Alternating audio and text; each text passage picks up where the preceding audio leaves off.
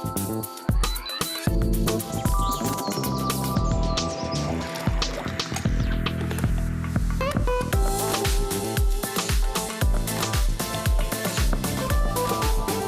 s Teleránom s Luciou a Matúšom.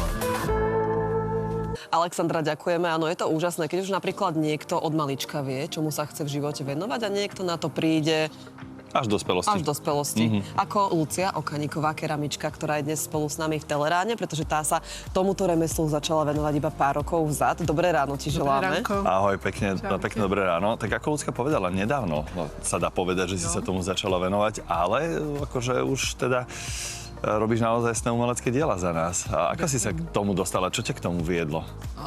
Čo ma k tomu viedlo? No, bol to taký silný vnútorný impuls.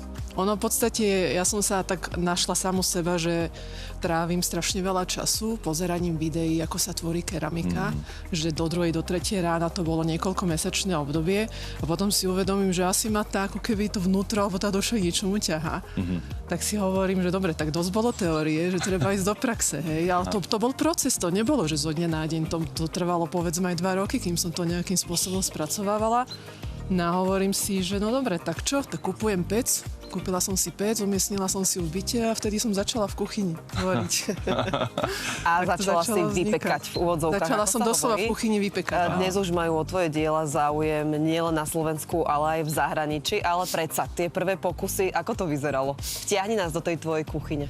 No, teória bola jedna vec. Myslela som si, ako všetko ovládam, ale prax bola úplne niekde inde. Ja som napriek tomu, že som mala teóriu podľa mňa zmaknutú, ja som robila strašne veľa chýb.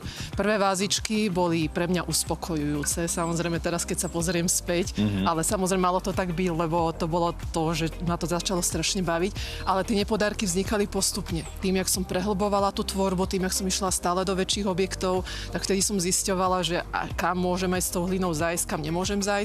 V podstate to je, ale to je stále súčasť toho, že stále sa učím. Každé jedno dielo je asi, že sa zdokonaluješ sama seba, alebo samú seba. Tak. Ale veľa ľudí si to tak predstaví, že taký ten hrnčiarsky kruh, film, duch, romantika jedno s druhým, ale ty ho veľmi nevyužívaš, ty máš skôr taký podstavec, na ktorom sa ti tvoje dielo otáča a všetko takto modeluješ rukami, prstami. Tak. Je to tvoja metóda, alebo je to všeobecne známa metóda, že aj takto sa to dá robiť? No, sú 2 spôsoby pracovania s hlinou. Buď točíme na kruhu, alebo modelujeme. V rámci modelovania sú 3 techniky. Je v podstate taká slep technika, kde si vytvoríte pláty, ktoré lepíte dokopy. Fackáš to tam, hej? No, tak lepíme nejakým spôsobom, hej. Potom je taká, že vytlačiaca metóda, toto je takzvaná, že coil metóda, alebo teda hadíková. A to je, by som povedala, taká najväčšia píplačka, že idete centimetr po centimetri, nadpájate také hadíky, také šúlky. Ty si vlastne ručná 3D tlačiareň. Ja som ručná 3D tlačiareň. Manuálna. Takže ale má to obrovskú slobodu práve v tom, že už keď ovládate tú techniku, tak naozaj nemáte obmedzenia v tom, že aké dielo si vytvoríte s tou hlinou. Je to s kruhom a rozdiel v tom, že je to pomalé. Kruh je rýchly, hej. Akože keď už ovládate tú techniku na kruhu, tam je úplne iný spôsob, tak jednu vázu vymodelujete možno, že za hodinu. A ja tieto svoje výrobky modelujem, nemám inú možnosť aj 3 dní, najväčšiu som robila 7 dní, čo bola 70 cm, ale to je len kvôli tomu, že kebyže aj teraz robím nadrozmernú, tak tá váha tej hliny to nedá. Ono by to lepslo, hej, že proste by to skolabovalo. A hlina je veľmi zaujímavý materiál, každého to vždy láka chytiť do rúk, ale čo nás môže prekvapiť, keby si niekto povedal, ako ty, že idem si kúpiť hlinu a idem modelovať, takže na čo narazíme pri tej hline? Ona vie byť často údajne aj taká veľmi tvrdá a náročné ju len vôbec rozpracovať. Je to naozaj tak? No na seba narazíme, pretože práca s hlinou je v podstate odrazom aj toho, že ako pristupujeme k veciam. Mňa si hlina nenašla náhodou, lebo ja som bola predtým človek, že potrebujem mať všetko hneď a teraz, ale pri hline to vôbec nejde. Čím viac sa snažíme urýchliť proces, tým viac nám to vráti. Čiže tu naozaj tá pomalosť, to si to vyžaduje. A naozaj, že to spojenie s tou hlinou a vytvárať veci, ktoré ktoré nejak výjdu same, pretože nemať predstavy je základ vlastne pri tom. Asi je to dobrá rada pre všetkých, ktorí by chceli s takýmto niečím začať. Ľudská to používa trošku ako také akože psychohygienu. Áno, je to veľmi príjemné. A mnoho ľudí, predpokladám, že asi aj ty si k tomu narazila, takže potrebovala si sa nejak odreagovať, respektíve, že vytvárať nejakú inú hodnotu po prípade.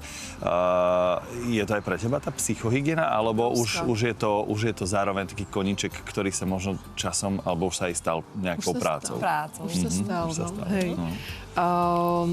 Je to obrovská psychohygiena a dalo by sa povedať, že je to až taká meditácia, pretože robíte jeden a ten istý pohyb stále niekoľko hodín dokola, čiže vy si brutálne vyčistíte hlavu pri tom. No dobré, ale keď sa ti pokazí niečo, alebo niečo zdeformuje, ešte stále je to psychohygiena, alebo to ja už by som mal nervy z toho. No áno, a to som si aj ja o sebe myslela, že niekedy napríklad po 7 hodinách modelovania sa úplne rozpadla váza, štandardne by som mala nervy, ale ja som pri tomto nikdy nervy nemala, ja som to vždycky brala, že však na tom sa učím. Zajtra už viem, ako začať inak. Čiže pre mňa samú to bolo zaujímavé, že som reagovala pri tej hline vždy inak, ako možno, že v bežnom živote. No veď práve. Iný proces, ako by si predpokladala. Áno. A kam najďalej putovalo tvoje dielo?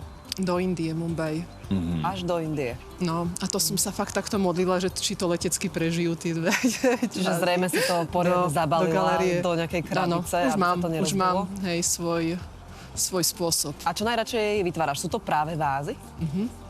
90% mojich výrobkov sú vázy a misy. Ešte robím alebo nejaké také art objekty, ako dizajnové objekty do interiéru.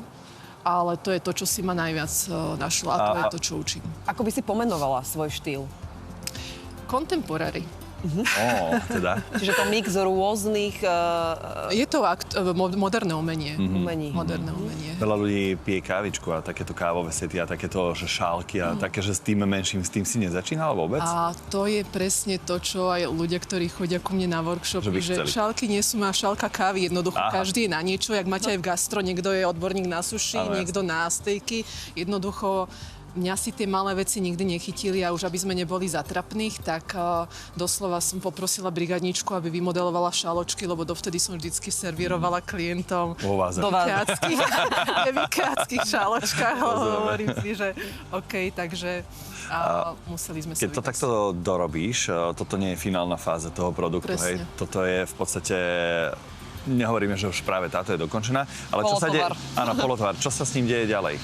No v podstate toto je len proces modelovania, závisí od toho, do akej veľkosti by som chcela ísť. Toto by sa dalo dokončiť dneska, ideálne to dokončovať potom po obede, keď trošku stvrdne.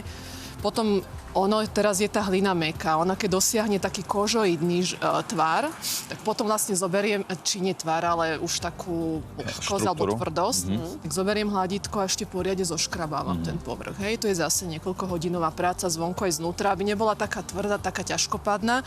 Potom samozrejme môžem vyhladzovať, nemusím vyhladzovať touto húbkou, áno, to funguje ako guma. No a potom to schne, týždeň to zabalujem, odbalujem do igelitu, aby to schnutie bolo čo najpomalšie a ďalšie 4 až 5 týždňov to nechávam schnúť na čerstvom vzduchu. Potom nasleduje prvý výpal, štandardne na okolo 950 až 1000 stupňov. Tedy sa vlastne z tejto hliny stáva už kamenina, ktorá je pripravená na to, aby sa mohla naglazovať. Štandardne ja väčšinou svoje diela glazujem hlavne iba znútra, vonku nechávam prírodzenú štruktúru a prírodzenú farbu hliny. No a potom vlastne necháme vyschnúť glazúru nejakých 24 hodín a potom to ide na druhý výpal 1240 stupňov.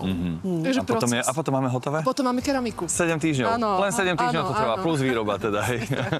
Také jednoduché sa to zdá byť v úvodzovkách. Presne tak. Takže také 2 mesiace, keď si klient zadá nejakú zákazku, tak ja vždycky hovorím, že nemáte to, ale zajtra musíte si počkať. Ale máš asi rada, keď ti dajú voľnú ruku, alebo To si je pre mňa ochotná nevyhnutné. spĺňať aj nejaké konkrétne želania? Voľná ruka je must, akože bez toho nedá sa mi robiť. Ja nechcem ani robiť šablóny. a podľa šablóny a potom akože dajú mi, hej, napríklad fotku interiéru, alebo že aby sa to nejakým spôsobom dalo zladiť do toho, že podľa toho vyberám už potom farby, hliny a tak, ale... Robíš niekedy aj nejaké ornamenty na tie vázy, alebo skôr si za to neutrálna, aby tá hlína vynikla sama o sebe? Robím aj, hej. Hej. Ale dalo by sa povedať, že je to vývoj, že ja keď som začínala, tak som veľa glazovala, ale stále viac a viac ma to vlastne ťaha práve k tomu, že väčšina už mojich výrobkov je práve v tom naturálnom stave. Ďakujem. Skvelé sa s tebou rozprávať. Ďakujem. Veľmi pekne. Ďakujem aj za túto psychohygienu. Vyrobila som ti guličku. Ďakujem. Môžem ti odíkať. To bude nádekel štuplík. Ďakujem. Ďakujeme na pokrievku a to v tom umeleckom ponímaní teda pokračujeme ďalej, pretože sme sa rozprávali s Adamom, ktorý je multižánrový umelec s keramičkou.